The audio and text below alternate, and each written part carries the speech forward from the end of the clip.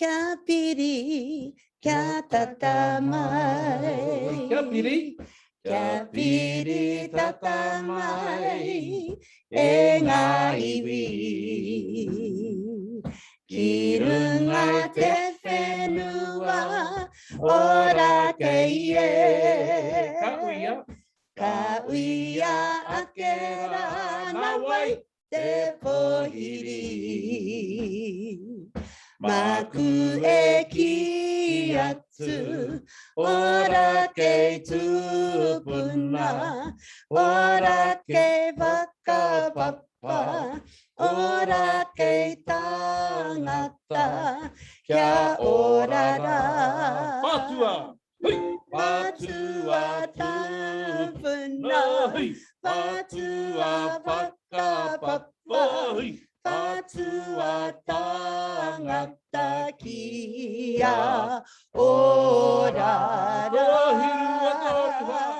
Ia wehi, tēnā koutou e te whānau, kua whakarawi ka mai tēnei ahi ahi, kei te whēhea tātou. Ko te manako ia, e noho haumaru ana koutou, e orara watu koutou, he kai kei te kāpata, he haumaru I tō upoko. No reira, e mihi ana kia tātou ko tai mai tēnei rā. Kei te aha koe, e jau? Tino pai ana hau, e huia. Ngā mihi nui kia koutou, kei ngā whanaunga o Ngāti Whātua. Ka nui te mihi. Thanks for making yourselves available today, just to touch in. And we have a little bit of a waiata, a little bit of a kōrero. And don't forget, hey, there's all these wonderful things happening online with our people. Tonight we've got our karakia at 7 o'clock, Monday to Friday. So there's plenty of places for you to get a little bit of your cultural kind of activation going on. Okay, what have we got first? What have we got first? I think we've got haka pōhiri. Really, we're going to start that first up there? Yeah. Oh, okay. Yeah, let's start with a rā. Oh, here we go. Anei a taru. Ka pai. Oh, ka pai. Tukuna Kia ora. Tēnā, kōrua tahi ngā mihi. Alrighty, let me get the words up. And taru mai e mwhiriwi. Kia kōrua te wā. Kia ora, tēnā tātou. Right, push this back. Got it. Tēnā iruia. Aue he aha te hau e wawara mai rā. Aue konga hau e wha e wawara mai rā. Papaki kau ana ngatai, ngaru ana I wai te mata. Toi a mahuhu ki te rangi ngā waka ki utakia ki te aiau. Ki a rongo ki te kaupapa I hara mai ai koe. Taka tagahia te whenua I hara mai ai koe. I hara mai koe ki runga o Ngāti Whātua ki runga o Tamaki. Herenga waka, herenga tangata e tu pohiri ngā iwi o te motu pakia. Ai aha te rā. Haere mai aue. Haere mai aue tu noa. Mamanga kōrero te iwi. Puangaro. Pai. Go from etu taru wha. Etu pohiri ngā iwi o te motu pakia. Ai aha te rā. Haere mai aua. Haere mai aue tu noa. Mamanga kōrero te iwi kuangaro. Hawaii, easy. Tuku I te rangi, tuku wa ki te whenua. Ka pai tore, wha. Tuku te rangi, tuku wa ki te whenua. Easy, ki taka parawhau e tū nei. Tore pā, tuku tuku I te rangi, tuku aki te whenua ki taka parawhau e tū nei. We'll go from the top whānau and then we'll keep it there, eh? Tēnā I ruia. Au e he aha te hau e wawara mai rā. Au e konga hau e whā e wawara mai rā. Pawaki kau ana ngā tai, ngaru ana I Waitemata. Toi a mahuhu ki te rangi, ngā waka ki uta kia ki te aiau. Ki arongo ai I te kaupapa I hara mai ai koe. Taka tagahia te whenua I hara mai ai koe. I hara mai koe ki runga o Ngāti Pātua ki runga o Tāmaki. Here ngā waka, here ngā tangata e. E tū pohiringa iwi a te motu pakia. Ai aha tērā. Haere mai, aua. Haere mai, au e tūnoa. Ngā maunga kōrero.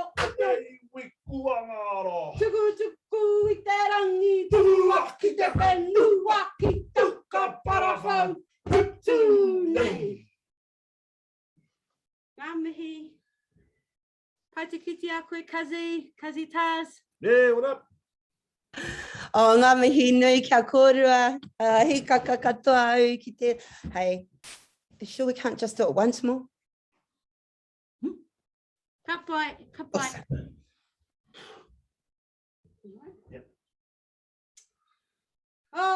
Tēnā I ruia. Au e he aha te hau e wawara mai rā. Au e konga hau e whā e wawara mai rā. Papaki kau ana ngā tai, ngaru ana I Waitemata. Toi a mahuhu ki te rangi, ngā waka ki uta kia ki te aiau. Ki arongo ai I te kaupapa I hara mai ai koe. Taka tagahia te whenua I hara mai ai koe. I hara mai koe. Ki ngā Ngāti Pātua o Tāmaki. He ngā waka, he ngā tangata. E tū pohiringa iwi a te motu pakia. Ai aha tērā. Haere mai, aua. Haere mai, au e tūnoa. Ngā kōrero iwi kua ngāro. Tuku te rangi, tuku aki te whenua ki taka parawhau e tū nei.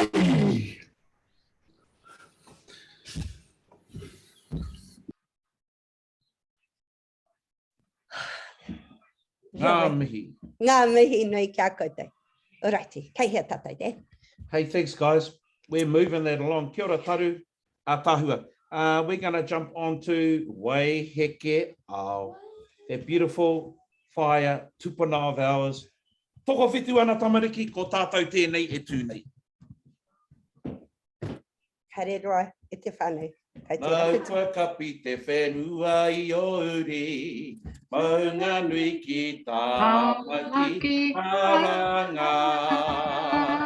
Maranga maira, he wahine, purotu, Whiringa-a, rere hua, Whiringa-a, mare kura e. Nau kua kapi te whenua I ori, maunga nui ki tāmaki maranga. He tau kupu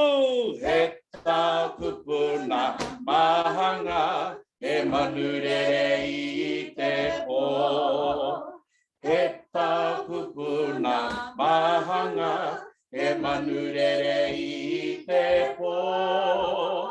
Ko puta kaora, ko tutaki, ko waiheke awe. Iripiro e, ki te amai ana, tō atahua. Ka tai te rongo, ki a homoi warangi. Ko koe tēnā, he wahine mana, waiheke awe. Ka putara, ko makawe, ko mauku, ko weka e. Ko riunga tēnā, ko whiti, ko rango. Ko te pōtiki, haki puta tō muri e. Maranga maira, e wahine, purotu, waiheke a rere hua, waiheke a, mare kura e. Maukwa kapi te whenua kia uri, maunga liki tamaki maranga.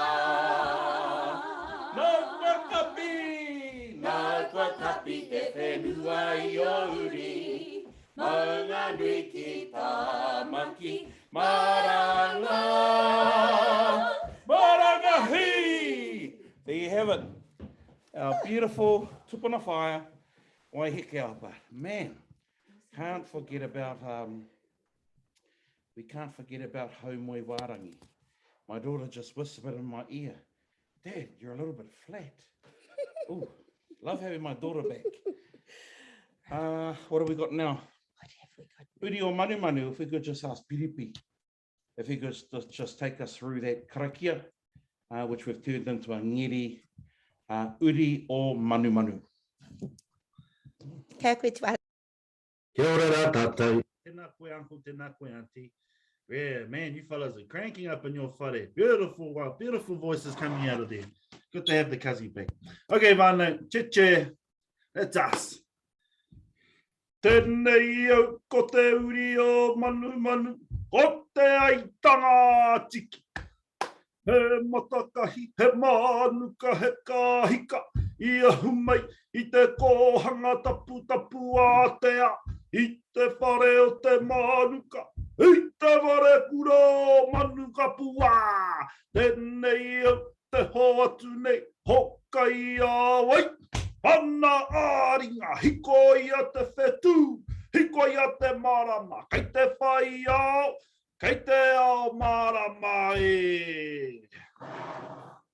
Okay, you want me to go through that again, Uncle? One more time? Ka pai. He ora tātou, here we go. Tēnei au ko te uri o manu manu, o te itanga tiki. He matakahi, he manuka, he kahika, I ahu mai, I te kohanga tapu tapu ātea, I te whare o te manuka, I te whare kura o manuka pua. Tēnei au te ho atu nei, hokai āwai, ana āringa, hiko ia te whetū, hiko ia te marama, kei te whai au, kei te ao marama e.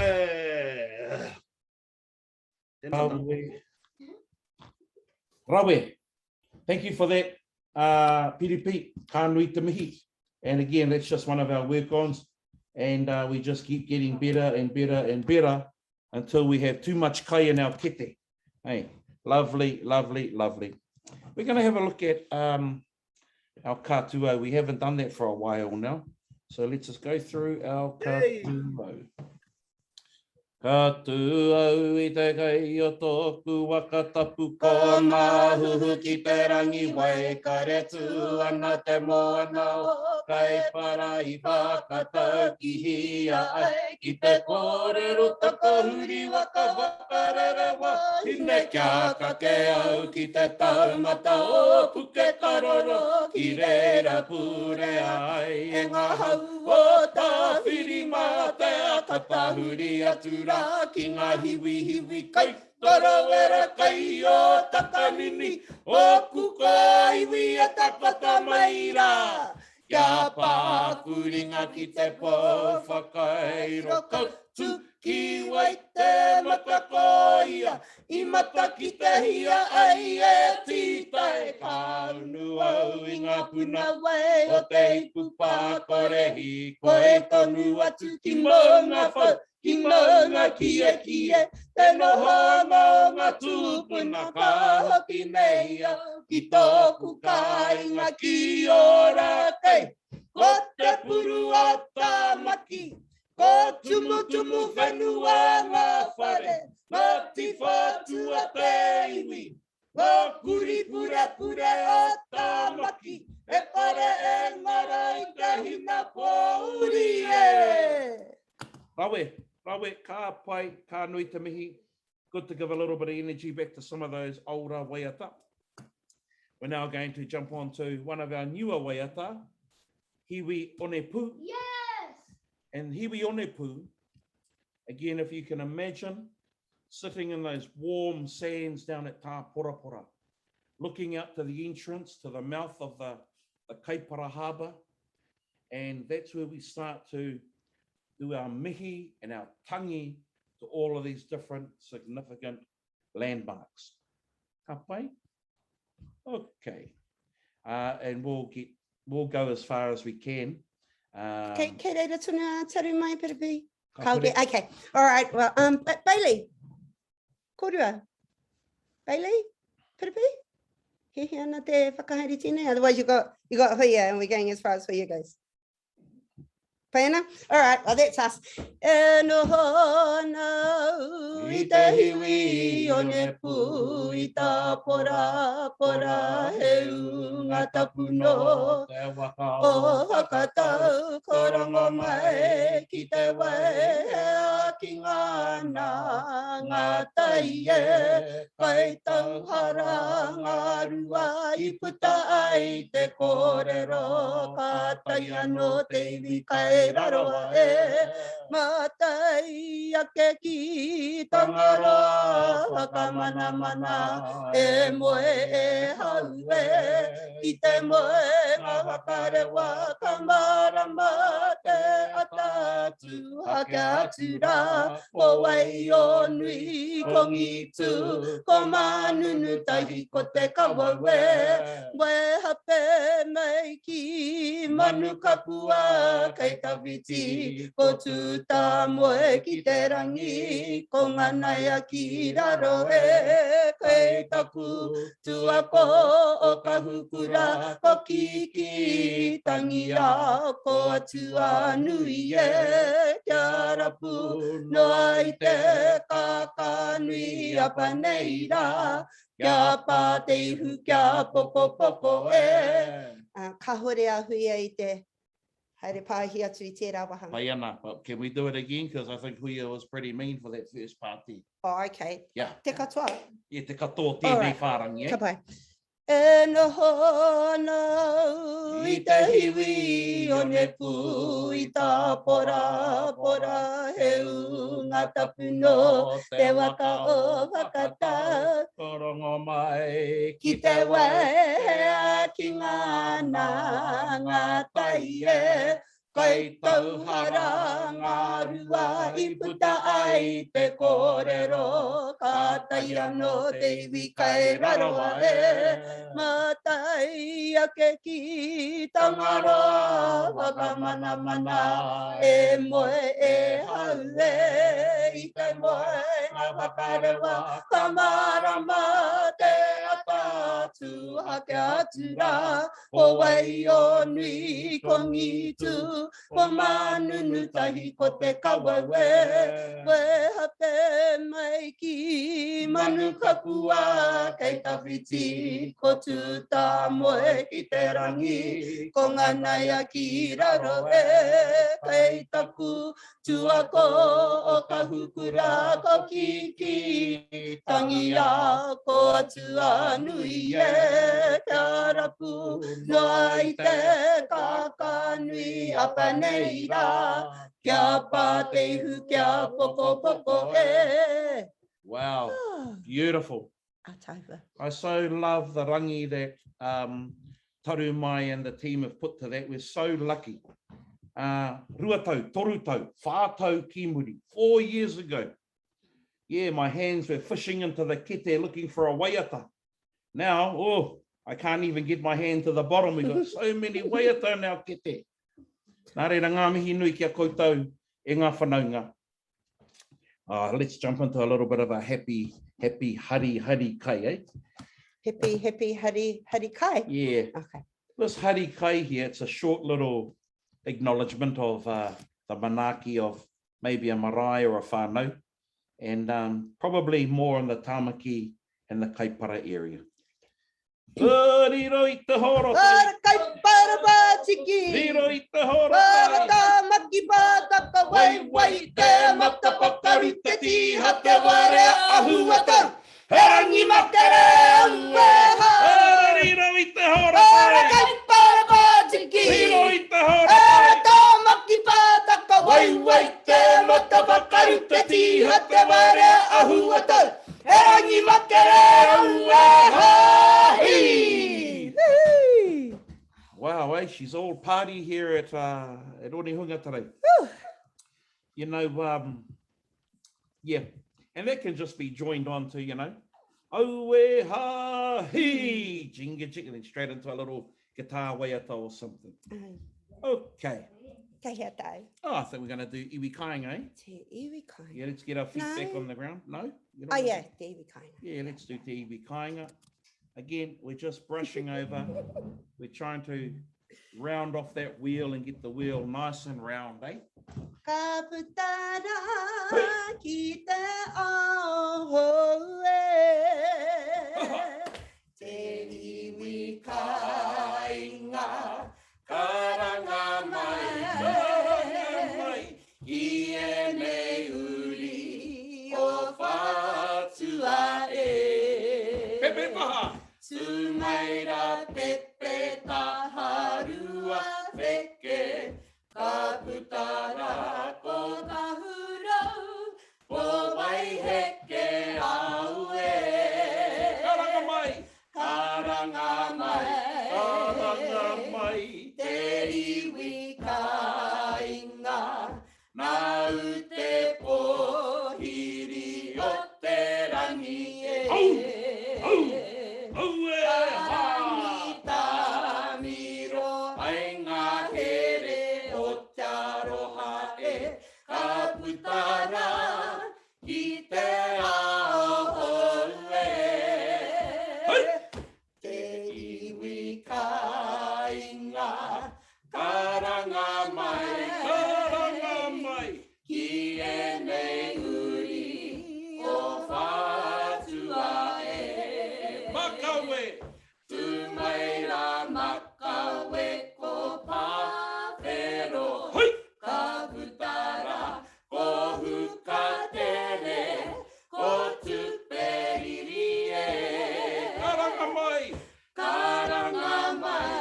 Karanga mai! E iwi kāinga, nau te pohiri o te rangi e. Aue ha! Rangi tamiro, ai ngā here o te aroha e. Ka putara ki te aho e. Ka puta!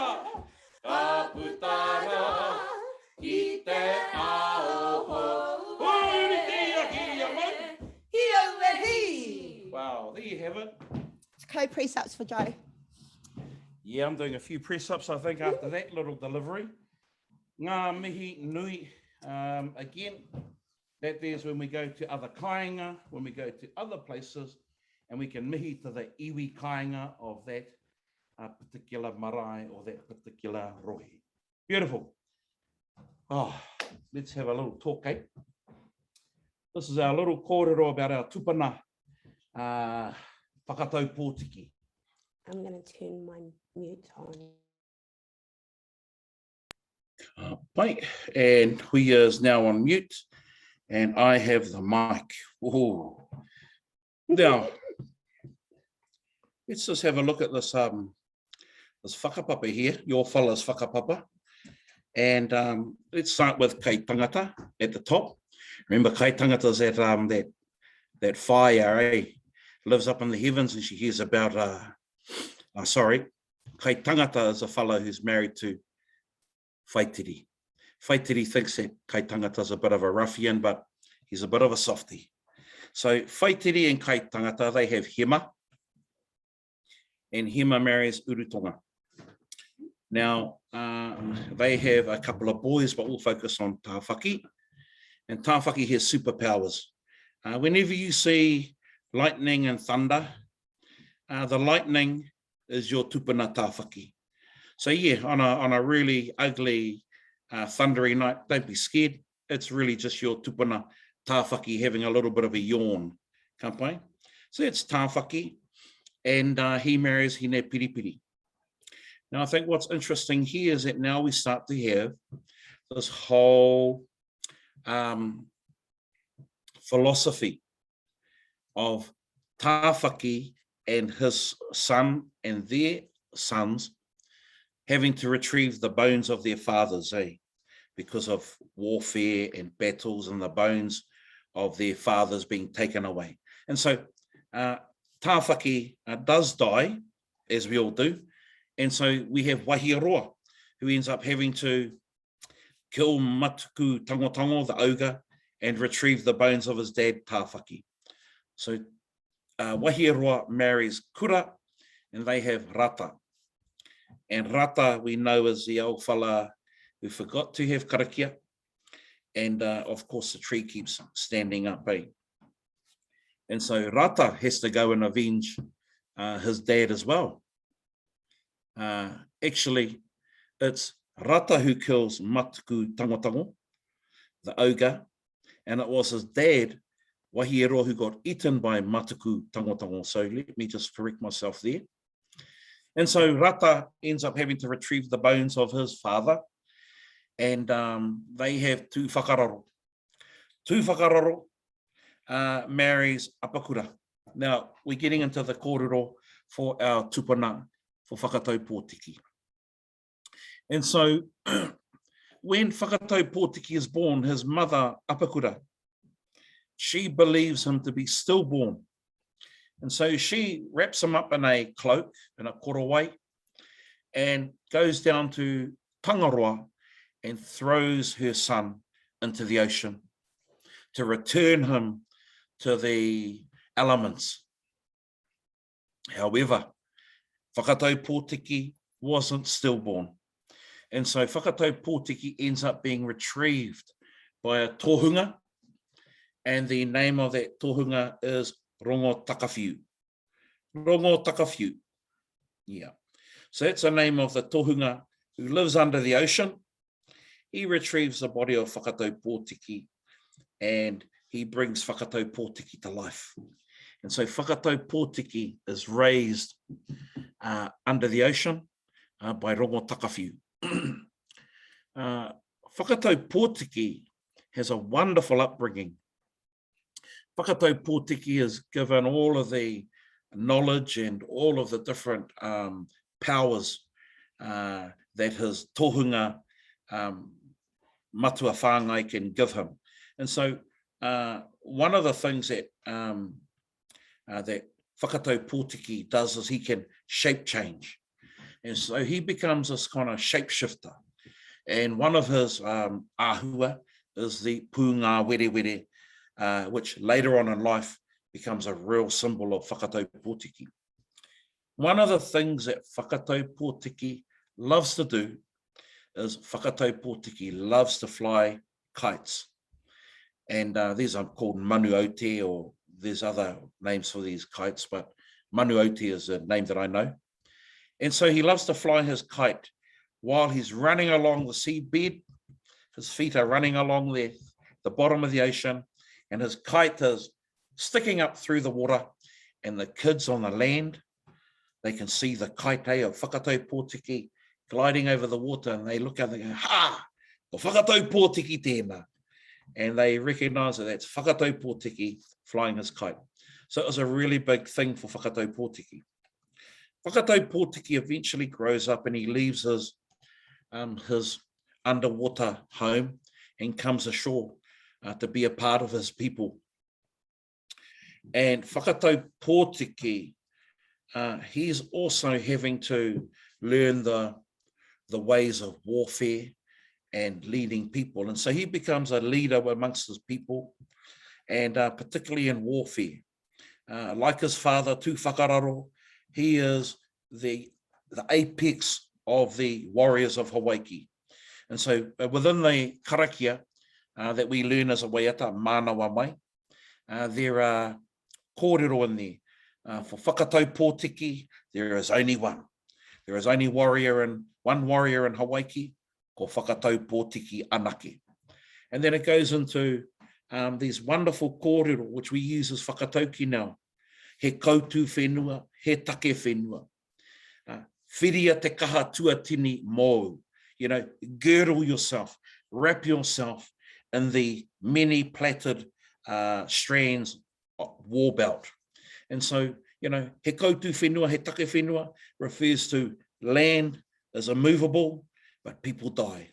And so these are some of the wonderful little kōrero that come out of the karakia that we're going to do in a minute here. Whakatau pōtiki, whakatau pōtiki is actually really important in the histories of a lot of iwi, because whakatau pōtiki was a respected tohunga and a builder of waka. And so whakatau pōtiki, he builds our waka, māhuhu ki te rangi, and that was under the instruction from his son, Rongomai. Because remember, Rongomai and Rongoatu, they don't get on, and they have a fight over their kumara patch. And so whakatau pōtiki has to build a waka for Rongomai, the older brother. Whakatau pōtiki also comes up in a number of karakia across the motu. He comes up in the karakia of Horota Waka. Kia aunu mia I te wai o whakatau. And then he also comes up in the karakia of Tainui. Taputu a Tainui ki te moana. Mā wai e tō, mā koe e tō, mā whakatau e tō. You know, so whakatau is a very, very well-known character in Hawaii for the various skills that he has. And I'm going to leave that there, but there is a kōrero. And this kōrero, it talks about returning, the importance of returning the bones of a father to the family. And that there was a tradition that was carried out amongst his father, his grandfather Rata, and then Wahieroa, his great-grandfather, who had to retrieve the bones of Tāwhaki. What is the principle and the lesson there? Well, the lesson for us today is that the koiwi and the tūpāpaku of our dead are very, very, very tapu, because the bones hold the tapu. Hey, once the flesh and the kiko has fallen away, you're left with the bones, and they still hold on to the tapu of that person. And so, you know, there's always this tension arising between, oh, is cremation, you know, a way to go, or burial? Well, from a traditional point of view, burial always. Burial is always the ambition. However, it's the new world now, and, you know, some people would prefer to cremate, and that's fine, e paiana. But this is where some of our kōrero come back to when we have these discussions around cremation versus burial. And it comes back to your fellas tupuna, back to whakatau pōtiki, the tū whakararo, te rata, and te wahiroa. Let's leave that there for today. And we're going to have our Waiata manoa mai, which is whakatau's karakia. Whew.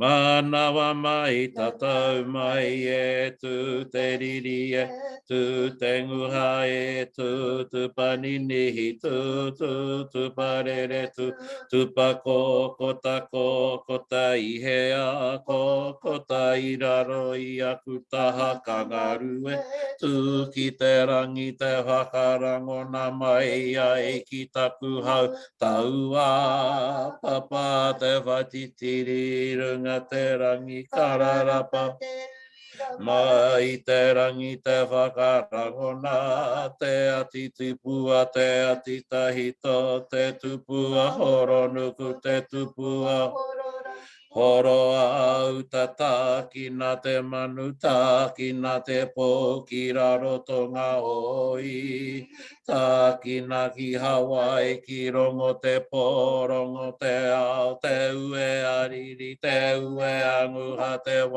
wairiri haka hume tamaki tōna whenua papakura te tangi whakamataku kia ngaki a te mate o tū whakararo tangi amu ki o nā tuahine nunui roroa awai e kore tai a te riri ko whakatau anake te toa e ngana hai te tangi a te wahine rukuhia huka tapatu ki te tae hanga ia ke kotona I hutiro a ke kotona hoi oi heke I hoi runga I o na ai tu kararapa ki te rangi mau o rongo ke o te hono o whakatau he poke tahu atu whakatau ki roto ki te whare tōna tino ka whakapunga were tu tarawa nanga te toa I tainei he toa herere he ngaro ki roto te mati kuku tēnei au e tupua te niho I te pau o te whare whakatau pai ana. Just two things. There is no karakia Ngāti Whātua that I'm aware of that is older than this karakia. We can assume that this karakia has its very, very beginning origins in Hawaii. Ka pai? The second thing is that we will be going through whakamarama once we all get the rangi down. But what I do want to say is that what is the kaupapa of this karakia?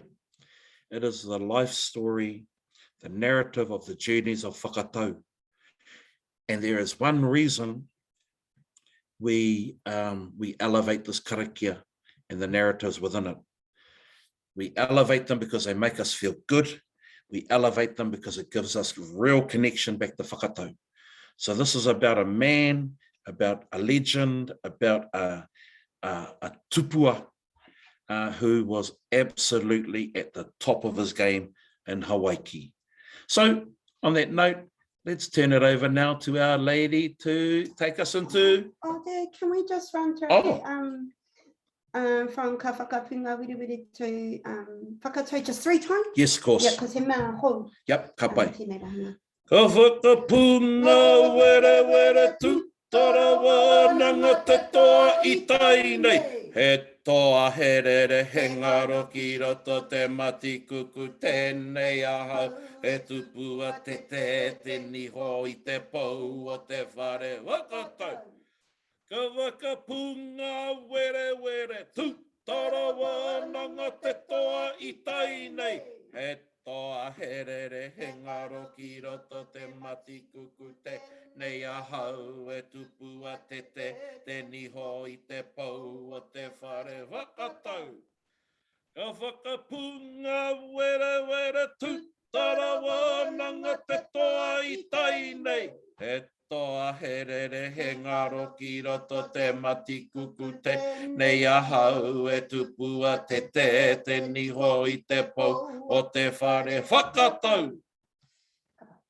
Ka pai, ngā mihi nui tēnei wā, ko te kahootu! Thank you, Joseph. Me tō reo me heke. Ka pai, kei te pai tatai, don't want to blow your ears off. Ka pai, koe rite mai koutou, tiki nā koutou waia. Don't think I see any new faces. Oh, Jodes. We're going to play kahoot now, Jodes. I haere tonu, because kari au te mohe o me pehe ki te hono ki te kahoot, so I'll just mātaki mai. Ka pai, anei te nama e hoa mā, toru, rua, pitu, toru, pā. Re hita mai. Huia, Ai. me whai wā taua, mau e awhi au, me pehe ki te hono, tētahi atu rangi, kia? Tika tonu, me waia. Me patoto mai koe ki ai. Tēnā rau te. Hea te, me pēha te whakahua i te aho i nei kanohi, e whama. He haurangi, kia ora, ko taima haurangi, ki roto i tō tātou kahootu. E hara tēnei i te kōrero racist, but he ini ana tērā kanohi? No, ka whakaingotia. Mickey, kua huki mai, with the kind of vomiting, sick kind of face. And Craig, Bobby Irvine, okay, Dinosaur.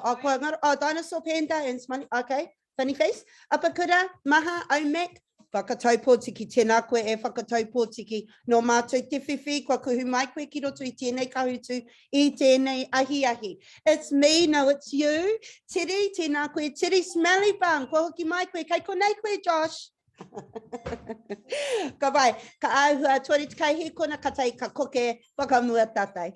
Ngā mihi nui ka tatai, ko whakarau ka mai te rangi nei. Ngā mihi nui. All right, āhua te kai he kona, e toi ana. Kia ora, Penny. Hey, Prince. Kia ora, Mendeley. Hey, Tina. Tēnā koe, tēnei pepe a tāhua? Say to Auntie, hold my head properly. Nanny can see it bobbing everywhere. Nah. All righty, let's go. E whaama, 73, kia roti te whare. HRJ, no, mai, haere mai. Kia ora. All righty, toi ahu rei tēnei. Wiki te kauma rua. Kia ora. Pātai tuatahi. Hea te heke ngā tika. What is the correct descent from tāwhaki to whakatau pōtiki?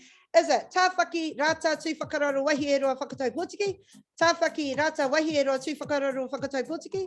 Was it tāwhaki wahi e roa rata tu whakararo whakatau pōtiki? Haere, tākaroko koe anake. Tāwhaki tu whakararo wahi e roa rata whakatau pōtiki. Haha, itika. Tēnei ngā itika, ka mai. Nā reira, nā tāwhaki ko wahi e roa, nā wahi e roa ko rata, nā rata ko tu whakararo, nā tu whakararo ko whakatau pōtiki. Tēnā tātai e Ngāti Whātua. All righty. Okay, what is that face? Hot. Hot? Yeah, Is hot. it? Okay. Tēnā koe hot head. Apakura, tuarua, 73, tuatoru, whakatau pōtiki, tuawha, tiri, tuarima. Tēnā koutou, kei te podium, I tēnei wā. Pātai tuarua mo te rangi nei. Ko wai ngā mātua o whakatau pōtiki ki te ao kiko. Who were whakatau pōtiki's parents on earth? Were they rata and tongarau tawhiri? Were they tū whakararo me apakura? Were they tāwhaki and hine piripiri? Or were they wahi e roa and kura? Rahi ana ngā taringa I te rā nei e whaama, e tika ana te nuinga, ko tū whakararo me apakura ngā mātua o whakatau pōtiki. Tēnā koutou katoa. All right, ki te podium. Kei reira tonu koe, hot head. Apakura, tuarua, 73, toru, HRJ, tuawha, and tiri, tu arima. Ngā mihi nui kia koutou e whai tonu mai ana. Who nurtured whakatau beneath the moana? Nā wai a whakatau I poipoi I raro I te moana. Ko mako me tuatara, kei te mate kai, araua, araua, kaua e mataku. Woo! Kaua e, oh man, you guys are like, you know, making my day today, e te whānei. Te nuinga o ngā pātai, ngā whakautu kai te tika. Ko rongotaka whiu, te tupua, Te tohunga. te tohunga, nāna I poipoi, ia whakatai, I raro I te moana. Ngā mihi nui. Ōrati, tiri. Oh, he nuku hanga. Te auhunei kau. Nā reira ngā mihi nui. Ōrati, true or false? Haere. Questions here, he mana atua tō whakatau pōtiki. Whakatau pōtiki had superpowers. Is this real or is it not, e whama? Is this the truth or a false statement? I couldn't find a really cool tohunga looking guy I raro I te moana. But this guy looks like he's got superpowers. Because e whama, te nuinga o koutou I tika, yes, whakatau pōtiki had superpowers. Right. Righty. Kare he nuku hanga ki te podium, e whama kia kā kia tātou. Righty. Ki te pātai tuarima mo te rangi nei, haha te tino tākaro, a whakatau ki raro I te wai. What was whakatau's fave thing to do beneath the water? E whama. Well, I'm not going to translate these for you. I hope you know what it is, because like the picture kind of says it all, right?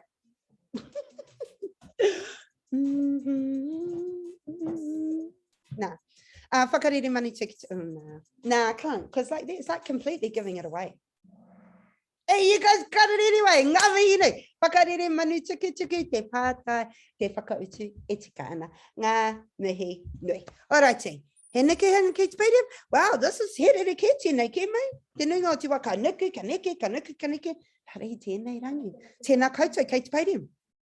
Righty, pātai tua ono mo te rangi nei. Haha te kaupapa o tēnei rerenga. What does this statement refer to?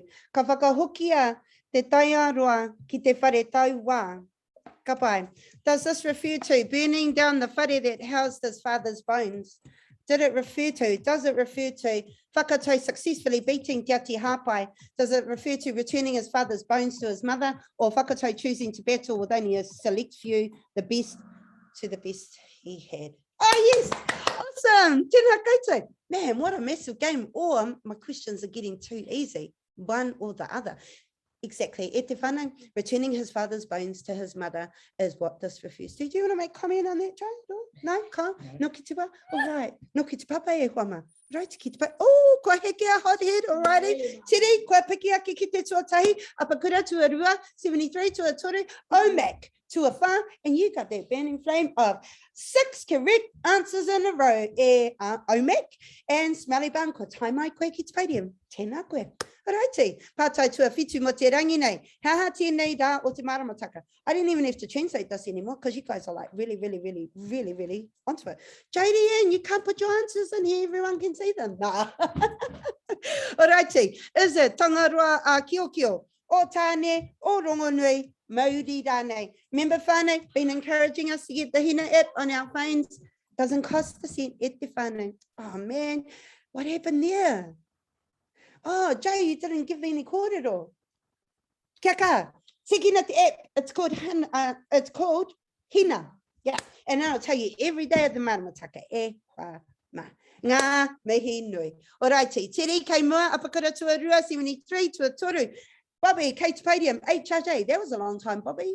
Question 7. Alrighty, and HRJ, tuarima. Ngā mihi nui. He rawe tēnei rangi ki te whakato kaihi I ka hina ki ramatuna hoki. Today is a great day to plant fish and eel. Nah, it's a bit cloudy out there, whānau. But cloudy out there, not a good day. Stay outside and watch Netflix. I'm kind of a little bit hungry for a bit of tuna. Anyone got any near a river near your house or in your fridge or your freezer that you'd like to smoke and deliver to Unihunga? No. With a little child with you? No. Kia ora, e whama? Even Stevens. Seriously, seven. Got it right and wrong. E whamā, today is a great day to plant. Today is a great day to fish, and it's a great day to eat. Ngā mihi nui kia tātou. We still have time. It's not even 2 o'clock, so we have another 10 hours to go. E whamā. Alrighty, ki te paidium. Tiri kei mua, HRJ, tuarua, Omek, tuatori, hothead, tuawha, apakura, tu a rima. Son, eke. Kapai. Ngā mihi nui. All right. Haha te riringa ka whai atu. Oh, okay, Huia's got to be quiet.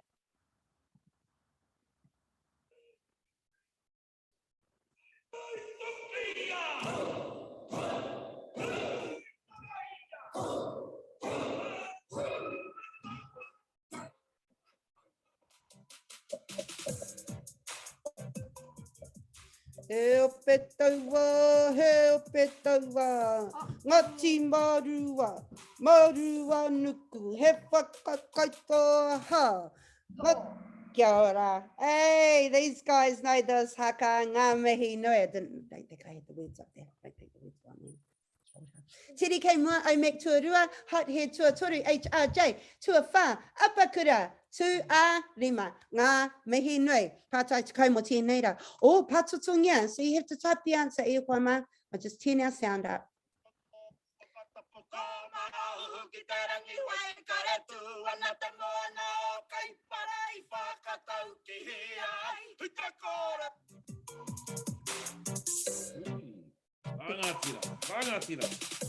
Yeah, that's a pretty cool pace. Oh, I should have got one when you were doing the pukana too, darling. You all look beautiful. Please type your answer, and then I think you have to submit. Do you have to submit? Or do you have to press submit? Kia ora, takahiri waka. Kia ora, e hia o koutou I tika. Kia ora, toko ono o koutou I tika. Takahuri waka whakarere wahine ngā mihi nui. All right. Kei te paidium, tiri, kei mua tonu, Omek, tuarua, apakara, tuatoru, 73, tuawha, 74, tu a rima, ngā mihi nui. Alrighty, second to last question. Oh, kei te patutua no.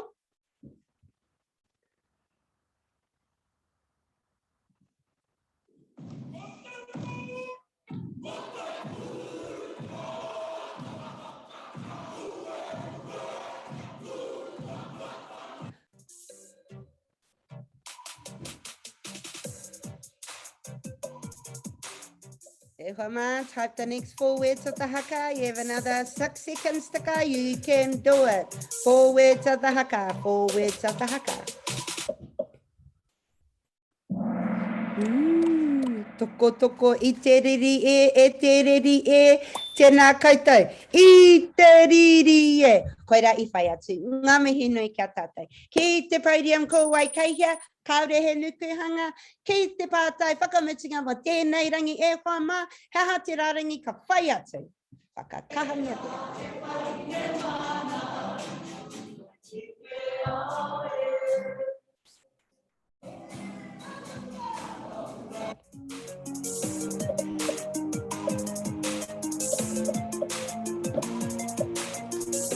Ding, ding, ding, mai whānei. Ding, ding, ding, mai e te whānei. Ka whai.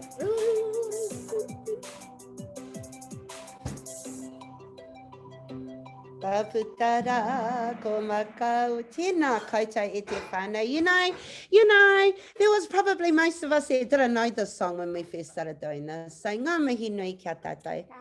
Tēnā koutou katoa. Koira tātou mo tēnei rā. Ki te podium. Raiti, ko wai I aha. Tuarua, tuatoru ko apakura, tuarua ko Omek, and ko wai atu te tuatahi ko Siri. Ka wai, ka pakipaki ngā akua nei, kia ki te ko wai a wai. Can you also do top 5? Tupiriri, ture. Ka pai, ko wai a apakura e whamā. Tēnā koe pai le kare kore kei te podium koe, ngā mihi nui. Alrighty, ko wai a Omek. Tēnā koe pēnei e, kai reira hoki koe. Whai tō. And ko wai a tiri. Ko tili ne, tēnā koutou e whamā. E tili! Ngā reira, ngā mihi nui e hoa mā, ko tātou tēnei, ko toi ahurei tēnei, mo tēnei rangi, tēnei rā. Wena rei, karaki ātipō, I ātipō, o te wiki, Whitu Karaka, kind of handsome guy be talking tonight, a couple of handsome dudes will be talking tonight, so yeah, no mai, haere mai, and apopo, tēnei ahi ahi hoki parapi, he hea kōrero koe. Oh yeah, I think etahi videos, kaputa ātipō nei? Yeah, tēnā koutou, kia ora rā. There'll be a couple of tutorial videos going up with our, we got our Waiatas, just some guitar tutorials for those who want to pick up the guitar. Casey, I know you're a guitarist and a few others in here. Tēnā koutou. Our new Waiatas will be coming out. We also have the tūpurunga tomorrow. So, hono mai, ka pai, sweet ass. Kia pai te rangi. Ka pai, ko te tūpurunga apopo Tahi Karaka. Look on the pages for the link. They'll be everywhere. Tomorrow, also Thursday, is Dr. Jeff. Karea moho hea tana kaupapa I tēnei wiki. But the last 2 weeks have been awesome kaupapa. Hangai tō tika ki ngā māwiwi o te Māori, eh? So it's awesome. And he has like question answer time in the middles. If you're keen to go in and have a look, pai ana kei reira ki te whārangi. And then we're back here, same time, same place. Ātera mere, ngā mihi nui kia koutou te, he kōrero. No, see you on Friday. Hei te rā mere te whānei, ka haumaru te noho.